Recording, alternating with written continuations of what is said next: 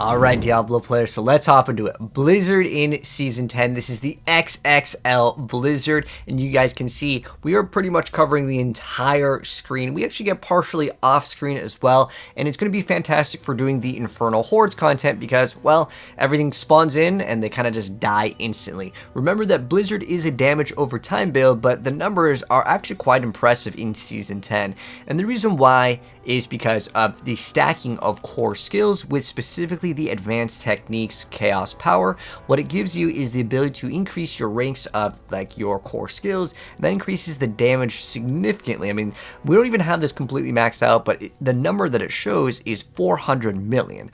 And keep in mind that any of the damage number skills, these all don't really apply in your actual gameplay. This doesn't count like the double damage and all the other bonuses that your character could actually get. But just for like reference, it just looks like a really big number that everything gets multiplied off of. But keep in mind, it is a damage over time scale, but the number is quite absurd.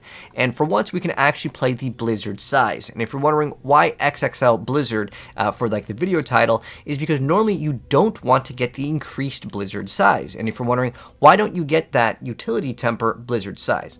Well, the reason why you normally do not get it is because you would normally in any Blizzard build want to get a small AoE because you would run something that would give you ice spikes. What ice spikes does is all of your damage with Blizzard. Normally, you don't care how many ranks Blizzard has, and the reason why you wouldn't care is simply because Blizzard didn't actually deal the damage. All of the damage really would come from your ice spike damage, which is something that would activate when you would use Blizzard or like things like the blue rose ring or other ways to get ice spikes. But now in Season 10, we can finally play it. But I want to also mention that if you've never played Blizzard before, pay attention to this video fully because there's a lot of things that are new to Blizzard, as well as other things that you might not know about because it's not like a super meta skill, and now it's definitely a lot better in Season 10 because you could just stack core skills.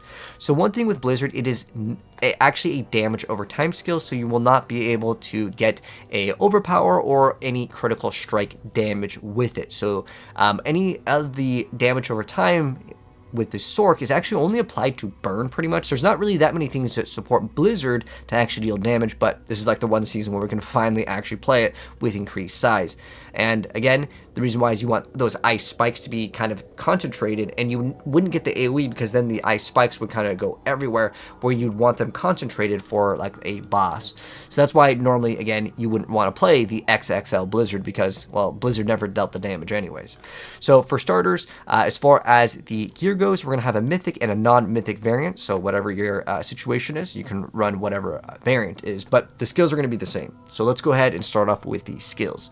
So as far as it goes, we can play Ice Blades for additional attack speed. Now keep in mind, attack speed and crit aren't necessarily the most important things, but like it's just like free extra damage. And on top of that, it kind of sets you up to be a little bit faster in terms of activating all of your blizzards to cover up the screens. And once those are activated, you can then activate ice spikes because stacking a bunch of blizzards will not give you crazy DPS because you only need to apply one of the blizzards.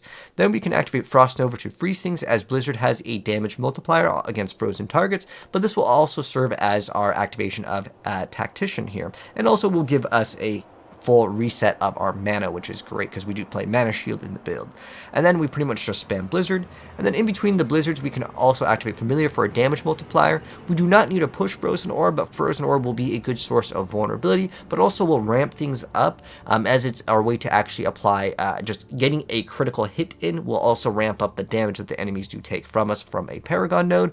And then Teleport, because Teleport is fun in every single Sorc build, and it also will proc our Tactician. For the enchantments, you definitely want to play Frozen Orb, so we don't need to push Frozen Orb, because Frozen Orb will be our source of consistent vulnerability, and then Blizzard will activate on our character, so if we want to, we can just kind of activate Blizzard all around, and that small circle, or, well, it's actually a quite large circle because we have XXL Blizzard, it covers up the whole screen.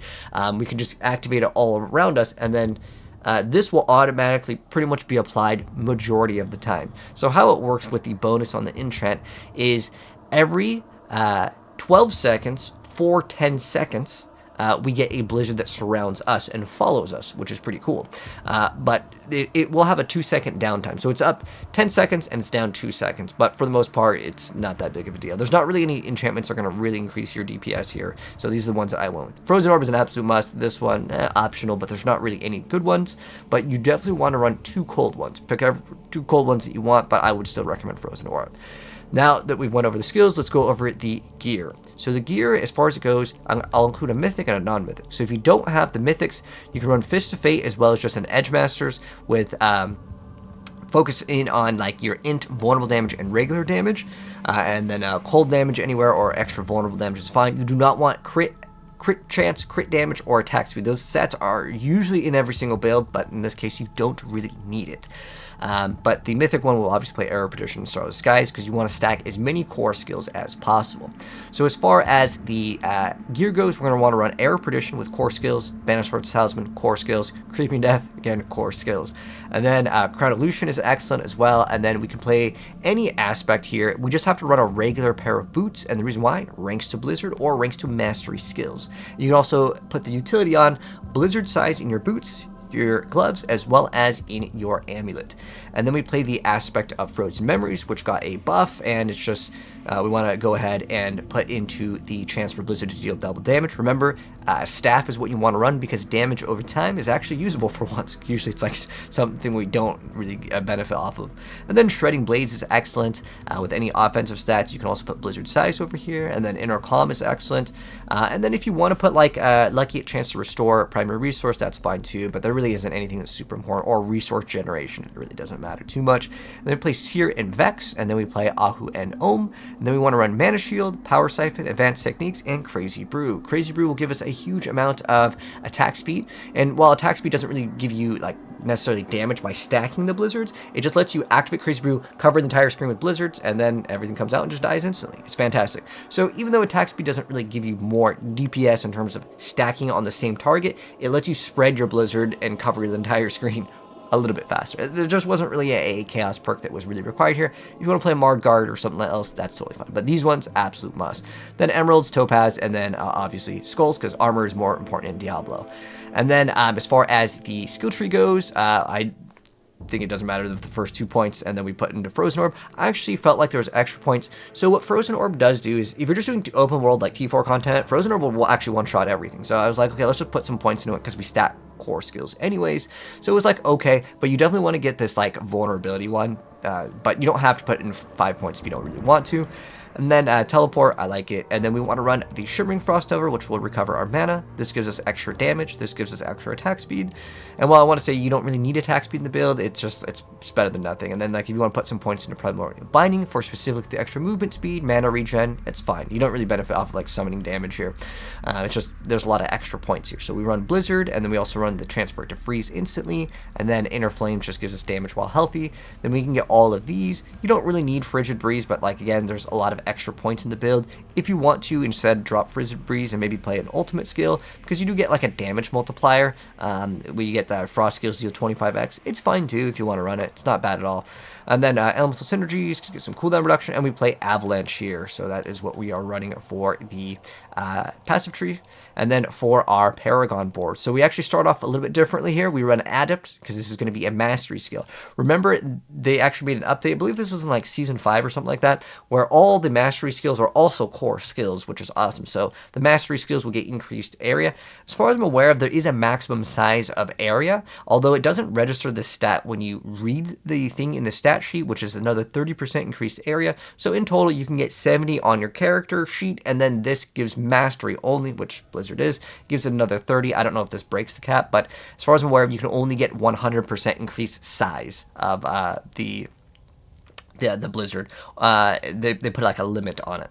Anyways, yeah, so Adept over here, and we're gonna get all the int nodes, and then we move up into the Frigid Fate with Eliminator, and then we go into the Icefall with Exploit over here, and then we move into Fundamental Release over here. So each time we apply Vulnerable, Crit, or do any sort of like other thing to the enemy, they're gonna take more increased damage. And the Frozen Orb not only applies to vulnerability, but that can crit, so it ramps this up a little bit faster. So that's why we play Frozen Frozen Orb, and it's quite nice for that. And then we play Unleash over here, and this is why we play the double cold enchantments. But if you want to play another one, I mean, you can swap it out, but there's not really anything else that's really good here. And then we play Unleash over here, which is going to give us extra mana regen. But again, you could play, in theory, other ones. If you're wondering why don't I play the cold ones like Control, or the other ones where it gives you like, there's like actually like something called Frigid or Frost.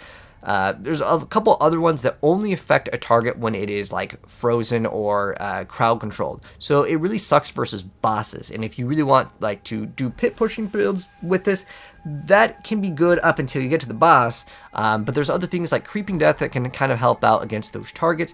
But it just makes it so you have to freeze. Otherwise you do like 0 DPS, which kind of sucks.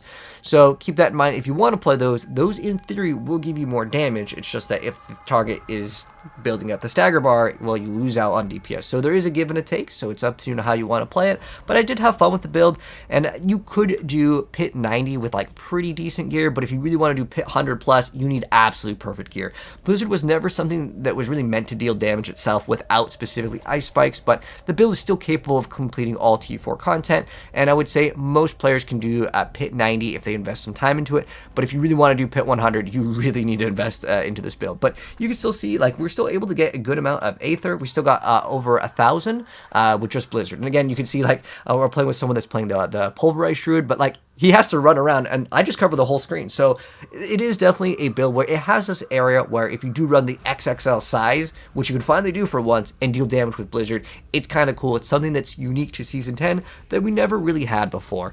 But it is still what I would consider an off-meta build, but it's not bad. It's not like, oh, it's a struggle to complete T4 content. It'll smoothly do the Infernal Hordes, which is essentially kind of what you should be doing and what most people are doing to really ramp up their builds, to try to get those double or triple GA Chaos Uniques. It takes a long time to farm, and this is basically the best way to actually farm it. But anyways, that's going to wrap up the build. If you guys want to see a future update to this, as well as other builds in the future, and you're new here, hit subscribe, turn that bell, and we'll be dropping more like non-meta and more fun builds. But if you guys want a top-tier pit-pushing build, I'd still recommend the Frost Hydra variant as of right now. But anyways, thanks for tuning in, guys, and I'll see you in the next video. And of course, the planners will be linked down below in the pinned, as well as the link in the bio.